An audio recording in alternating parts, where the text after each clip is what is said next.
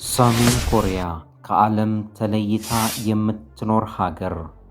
ሰሜን ኮሪያ ሙሉ የመጠሪያ ስሟ የኮሪያ ሕዝቦች ዲሞክራሲያዊ ሪፐብሊክ ይሰኛል። በምስራቅ እስያ የምትገኝ ሀገር ስትሆን የኮሪያን የመሬት የሰሜን ክፍል ትይዛለች። የዚች ሀገር ዋና ከተማ መጠሪያ ፒዮንግያንግ ነው። በሁለቱ ኮሪያዎች ማለትም በደቡብ ኮሪያና ሰሜን ኮሪያ መካከል እንደ ድንበር ሆኖ የሚያገለግል የጦር ቀጠና ይገኛል። የአምኖክ ወንዝና የቱመን ወንዝ በሰሜን ኮሪያና በቻይና መካከል እንደ ድንበር ሆነው ያገለግላሉ። ወደ ሰሜን ርቆ የሚገኘው የቱመን ወንዝ ክፍል ደግሞ ከሩሲያ ጋር ለሚኖራት ድንበር ሆኖ ያገለግላል። በአምባገነን መሪያቸው የተነሳ ከዓለም ተለይተው ለብቻቸው የሚኖሩት ሰሜን ኮሪያውያን በዓለም አቀፍ ማዕቀብ ስቃይ ውስጥ ይገኛሉ። በኪም ጁን ኡን የምትመራውን ሚስጥራዊና ድብቅ የሆነችውን ሀገር እንደሚከተለው እናስቃኛችሁ።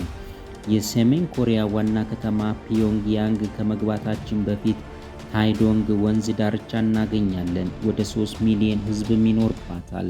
ወደ ከተማዋም ለመግባትም ሆነ ለመውጣት በመንግስቱ ቁጥጥርና ፈቃድ ብቻ ነው። ወደ 1.3 ሚሊዮን የሚጠጋ ወታደር አላት። ይህም ዓለም ላይ በአራተኛ ደረጃ ላይ እንድትቀመጥ ያደርጋታል። የውጭ ጎብኚ በሚሄድበት ጊዜ ራሳቸው ካልፈቀዱና የመረጡትን ሰው ካልሆነ በቀር ከማንም ጋር ቃለመጠይቅ ለማድረግ አይፈቀድለትም። ነዋሪውም ከውጭ ከመጣ ሰው ጋር ምንም አይነት ግንኙነት እንዲኖረውም እንዲያወራም አይፈቀድም። አዘውትረው ከሚጫወቱትና ከሚዝናኑበት ስፖርት አንዱ የመረብ ኳስ ሲሆን ቴኒስ ጨዋታም ሌላኛው ልማዳቸው ነው። ለምን ስፖርት ትሰራላችሁ ተብለው ሲጠየቁ ራሳችንን ከጠላት ለመከላከል ብቁ መሆን አለብን ይላሉ። ዋነኛ ጠላታችን ደግሞ አሜሪካ ስትሆን በፍጹም አሜሪካንን አንፈራም ሲሉ ይደመጣሉ። መሪያቸውም ኪምም ዓለም ላይ በስፖርት ሳይንስና በኢኮኖሚ ከፍተኛ አቅም መገንባት አለብን ሲሉ ይደመጣሉ። እናም ስፖርት በጣም የተለመደ ተግባር ነው። የከተማዋ የውስጥ ገጽታ ሲታይ በሁሉም ቦታ በሚባል ደረጃ የታላላቅ መሪዎች ስዕል ማለትም ኪም ኢል ሳንግ፣ የእርሱም ልጅ ኪም ጁን ኢል፣ የኪም ጁን አባት እና የወጣቱ አምባገነን መሪ ኪም ጁን ኡን በትልቁ በስዕል ተሞልቷል። የድል መታሰቢያ ሐውልትም ለዘላለም መሪው ለኪም ጁን ኡን አያት መታሰቢያ እንዲሆን ተሰርቷል። ኪም ጁን ኡንም ይሄ መታሰቢያ ሐውልት ፓሪስ ላይ ካለና የታወቀ ሞዴል በ5 ሜትር እንደሚበልጥ በኩራት ይናገራሉ። ፒዮንግያንግ ውስጥ ያለ የባቡር ጣቢያም ዓለም ላይ ሁሉ ካሉ ጣቢያዎች በጣም ጥልቅ ነው።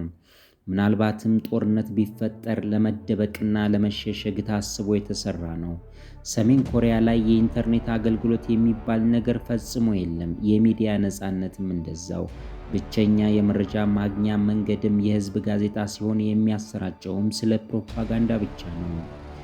ፒዮንሳንግ ወደ ፒዮንግያንግ ለመግባት መጀመሪያ ላይ የምትገኝ ከተማ ነች። በዚች ከተማም አንድ አስገራሚ የመዋለ ሕፃናት ትምህርት ቤት ይገኛል። ወደፊት ትላልቅ ኃላፊነትና ስልጣን ለመስጠት ተብሎ የተዘጋጀና ልዩ ጥቅም ያለው ትምህርት ቤት ሲሆን ለዚያ የታሰቡ ልጆች ይማሩበታል። ስለ ስፖርትም በደንብ ይማራሉ፣ ይሰራሉ። ለምን ቢባል ጤናማ እንዲሆኑ፣ ችግርን መቋቋም እንዲችሉና ወደፊት የሀገራችንን ብልጽግና እንዲያስቀጥሉ ነው ይላሉ። የተለየ ችሎታ ላላቸው መምህር በደንብ እንዲያስተምራቸውና ችሎታቸውን እንዲያዳብሩ ይደረጋሉ። ኦርኬስትራ ይለማመዳሉ፣ በደንብ ይጫወታሉ፣ ያሳያሉ። ሌላኛው ደግሞ ሰሜን ኮሪያ ውስጥ ትርፍ ጊዜያቸውን ከሚያሳልፉበት አንዱ ደግሞ የውሃ ፓርክ ነው። ሞንሱ የውሃ ፓርክ በጣም ትልቁ ፓርክ ነው። የዚህ ፓርክ የውሃ ምንጭ ከባህር ሲሆን ከፓርኩ እስከ ባህር ዳርቻውም የ25 ማይል ርቀት አለው። ሰሜን ኮሪያ ውስጥ ወንዶች መስተካከል የሚችሏቸው የፀጉር ቁርጥ አይነቶች በቁጥር ጥቂት ሲሆኑ እነዚህ የፀጉር አቆራረጥ ስታይሎችን መርጦ የፈቀደው ደግሞ መንግስት ነው። ከተመረጡ አቆራረጦች ውጭ መስተካከልም ሆነ ፀጉር ማሳደግ ወንጀል ነው፣ ያሳስራል። ለማርሻላቸው ክብር ሲባል በጣም ቆንጆ የሆኑ የፀጉር መሳሪያዎችን ይጠቀማሉ። ለሴቶች 18 አይነት ለወንዶች ደግሞ 10 አይነት የተለያዩ የፀጉር ቁርጥ ስታይሎች ሲኖሩ ከነዚህ ውስጥ መርጦ የተቆረጠ የዘላለማዊ መንግስት አገዛዝ ታማኝነት መገለጫ ተደርጎ ይታያል። ሰሜን ኮሪያ ውስጥ የአገዛዙ ስርወ መንግስትም የራሱን የሆነ ዓለም ፈጥሯል። እንዲሁም የራሱን የዘመን ቅደም ተከተልም እንደ ኤሮፓያን አቆጣጠር በ1997 አዲስ የዘመን አቆጣጠር የሀገራቸውን መስራች የሆነውን ኪም ኢል ሳንግ የተወለደበትን ቀን መሰረት በማድረግ አስተዋወቁ። ሰሜን ኮሪያ ውስጥ አሁን 2017 ዓመተ ምህረት አይደለም።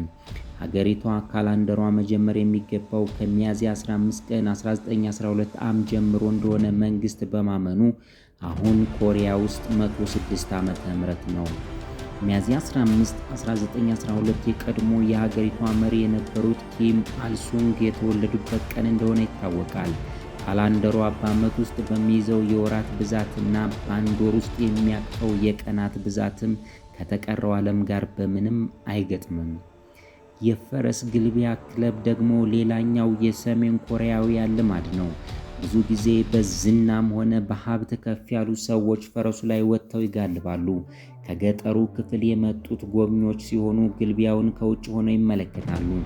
ከተማ ውስጥም አንድ ብቻ የፈረስ ግልቢያ ክለብ አለ። ለወደፊትም በሌሎች ከተሞች ለማስፋፋትና ለማብዛት እቅድ ተይዟል። አብዛኞቹ ፈረሶች የጀርመን ድቅል ሲሆኑ የተወሰኑት ሩብ የሚሆኑት ደግሞ የእንግሊዝ ናቸው። ሀገሪቷ ማዕቀብ ላይ እንዳለች ቢታወቅም እነዚህ ፈረሶች ግን እንዴት እንደመጡ ሚስጥራዊ ያደርገዋል። ክቡር ማርሻል ይህን የግልቢያ ክለብ ሲከፍቱት ሁሉም ኮሪያዊ መጋለብ እንዲችል ተደርጎ ነው። ነገር ግን 25 ሚሊዮን ሕዝብ ያላት ኮሪያ ሁሉም ገብተው እንዲጋልቡ ማድረግ የማይመስል ነገር ነው። ሌላው ደግሞ ትልቁ ስታዲየም ሲሆን የኮሪያ የእግር ኳስ አካዳሚ ነው።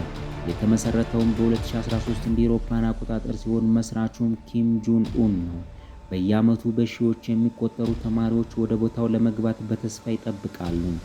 ነገር ግን በየዓመት 30 የሚደርሱ ሕፃናት ከ7 እስከ 12 ዓመት ያላቸው ብቻ ይመረጣሉ። ይህም ያገዛዙ ከፍተኛ ታማኝና ቆራጥነት ማሳያ ነው።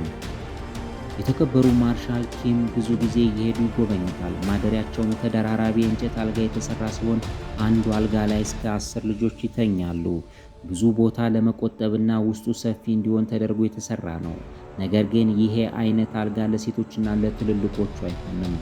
ስታዲየሙ በጣሪያ የተሸፈነ ነው። ምክንያቱም ደግሞ ልጆች በሚለማመዱበት ጊዜ በዝናብና በረዶ በቅዝቃዜ እየተቸገሩ እንደሆነ ማርሻል ኪም አይተው ጣሪያ እንዲሰራ ካዘዙ በኋላ ነበር።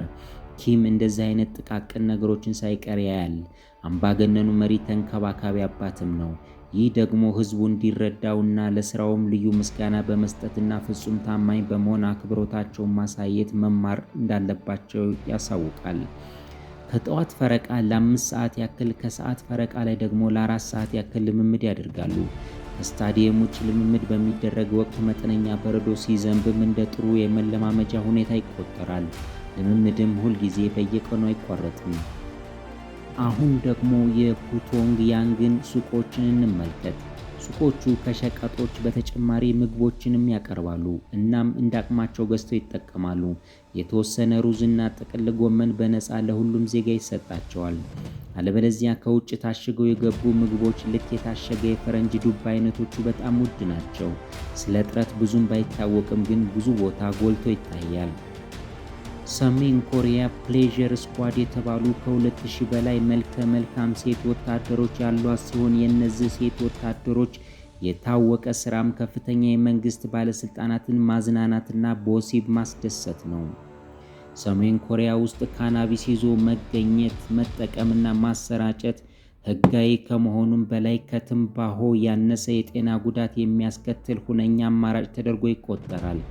ማሪዋና የተባለው አደንዛዥ እጽ በብዛት የሚበቅል ሲሆን በመንግስት ኤጀንሲዎች ሳይቀር እየተመረተ ወደ ሌሎች ሀገራት ተልኮ የውጭ ምንዛሬ ያስገኛል። የመብራት አገልግሎት ስለማይኖር ብዙ ጊዜ አፓርታማዎቿ ፒዮንግያንግ ውስጥም ቢሆን ቀዝቀዝ ያሉ ናቸው። አፓርታማዎቹን ለመቀበል ወይም ለህዝቡ ለማከፋፈል በመንግስት መመረጥና ለአገዛዙ ታማኝ ሆኖ ማገልገልን ቅድሚያ የሚሰጠው ነው። እናም ያለ ክፍያ በነፃ ይኖራሉ። ይህም እስካሁን ከሰማነው ፖዚቲቭ አዎንታዊ ሆኖ ይገኛል። ከአፓርታማዎቹ አንደኛውን ስንመለከት የጂም መስሪያ ቦታ ውስጡ ቅንጡና ምቹ ነው። ኪም ይሄን ጂም መርቆ ከፍቶታል። ኪም ሲጎበኝ ያያቸውን ማሽኖች ለማስታወስ ቀይ ስቲከሮች ተለጥፈውባቸዋል። ከጂም ተሳታፊዎች መካከል ቃለ መጠይቅ ሲያደርጉ ብዙ ጊዜ የሚናገሩት ነገር ተመሳሳይነት አለው። ጂም በመስራት ራሳችንን በሶሻሊዝም ማጠንከርና አሜሪካንንም ለመቅጠም ዝግጅት ለማድረግ ይረዳናል ይላሉ። ይህም ስለ አሜሪካ መጥፎነት ከልጅነት ጀምሮ እየተሞሉ እንዳደጉ ያሳያል። የጸረ አሜሪካ ርዕዮተ ዓለም በመላው ሰሜን ኮሪያ እጅግ ስር የሰደደ አመለካከት ነው። ሀገሪቱ የኒውክሌር ቦምብ ማበልጸጓን እንድታቆም ተደጋጋሚ ዛቻ ከልዕለ ኃያላኑ ሀገራት ሲደርስባት ቆይቷል። የሀገሪቱን ኢኮኖሚ የሚጎዱ ከባባድ ማዕቀቦችም እስከ ዛሬ ድረስ እየተጣሉባት ይገኛሉ። ሰሜን ኮሪያ ግን ፍንክች አላለችም። ለእያንዳንዶቹ እርምጃዎች የከፋ የኒውክሌር አጸፋ ልትመልስ እንደምትችል ስትዝት፣ እንዲሁም አሜሪካንንም ሆነ ሌሎቹን ፈርጣማ ጡንቻ ያላቸውን ሀገራት እንደማትፈራ በይፋ ደጋግማ ስትናገር ቆይታለች።